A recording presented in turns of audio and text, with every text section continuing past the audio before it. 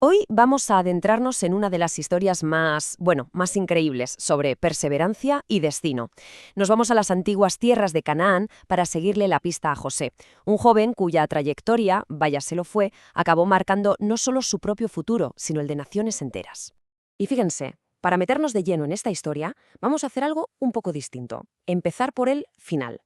Con esta frase, que es potentísima, es que resume a la perfección el núcleo de todo. Cómo algo tan terrible como la traición o el sufrimiento puede, contra todo pronóstico, formar parte de un propósito mucho más grande.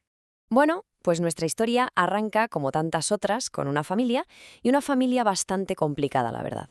A ver, tenemos a José, el undécimo hijo de Jacob, pero ojo, no era uno más, era el favorito, el hijo que tuvo ya de mayor con Raquel, su esposa más amada. Y claro, este favoritismo tan evidente, pues acabó sembrando las primeras y muy peligrosas semillas de la envidia. Y aquí está, el símbolo de toda esa discordia. Una túnica de colores espectacular, un regalazo de Jacob a José. Pero esto era mucho más que ropa. Era básicamente una declaración pública de su estatus, un recordatorio constante para sus 10 hermanos mayores de que ellos, pues no eran el favorito. El odio, como es lógico, empezó a cocerse a fuego lento. Y si la cosa ya estaba tensa, la situación estaba a punto de empeorar. Porque José no solo era el ojito derecho de su padre, no, es que además era un soñador, y sus visiones sobre el futuro, como vamos a ver, fueron la gota que colmó el vaso. José tuvo dos sueños muy reveladores. En uno, los manojos de trigo de sus hermanos se inclinaban ante el suyo. En otro, nada menos que el sol, la luna y 11 estrellas le rendían homenaje. Para sus hermanos esto no era un simple sueño, era el colmo de la arrogancia. Fue la chispa definitiva. Y así, el odio se convirtió en acción.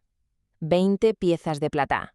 Ese fue el precio, frío y calculador, por el que sus propios hermanos lo vendieron. Después de tirarlo a un pozo seco y de incluso pensar en matarlo, decidieron que era mejor negocio venderlo a una caravana que pasaba por allí, rumbo a Egipto. Y así, el hijo amado, el soñador, desaparece en el horizonte. Le han quitado su túnica y su libertad. Va camino de una tierra desconocida para vivir como un esclavo. Una traición que, desde luego, le cambiaría la vida para siempre. Y con esa caravana, el escenario cambia por completo. Dejamos los campos de Canaán para meternos de lleno en la imponente civilización de Egipto. Y aquí, lejos de todo lo que conocía, el viaje de José iba a tomar un rumbo de lo más turbulento, uno que lo llevaría del privilegio a la prisión. La suerte de José en Egipto fue una auténtica montaña rusa. Lo compró Potifar, el capitán de la guardia, y gracias a su talento ascendió hasta ser el administrador de toda la casa. Estaba en la cima. Pero entonces, al rechazar a la mujer de su amo, ella lo acusó falsamente y lo metieron en la cárcel. Así de repente pasó de la cima a la más absoluta oscuridad. Pero incluso ahí, en la penumbra de una celda, su don no lo abandonó. En la prisión interpretó los sueños del copero y el panadero del faraón, prediciendo con una exactitud asombrosa que a uno lo restituirían en su puesto y al otro lo ejecutarían. Su habilidad seguía totalmente intacta. Parecía que se habían olvidado de José, pero 2 largos años después, el destino volvió a llamar a su puerta. El mismísimo faraón empezó a tener unas pesadillas que ninguno de sus sabios sabía descifrar. Fue entonces cuando el copero se acordó de aquel joven de la cárcel. Por fin había llegado la oportunidad del soñador. Y lo que pasó a continuación fue meteórico. Fijaos en los pasos. Primero, el faraón le cuenta el sueño. Segundo, José lo interpreta al instante, 7 años de abundancia seguidos de 7 de hambruna. Tercero, y aquí está la clave, propone un plan genial para almacenar grano. Y cuarto, el faraón, impresionado, lo nombra gobernador de todo Egipto.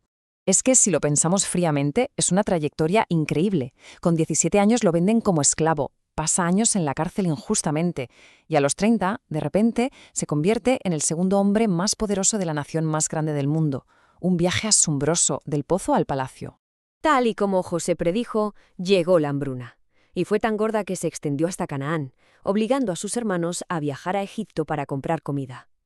Lo que no sabían es que iban a encontrarse cara a cara con el hermano al que traicionaron, que ahora era, uno de los hombres más poderosos del mundo.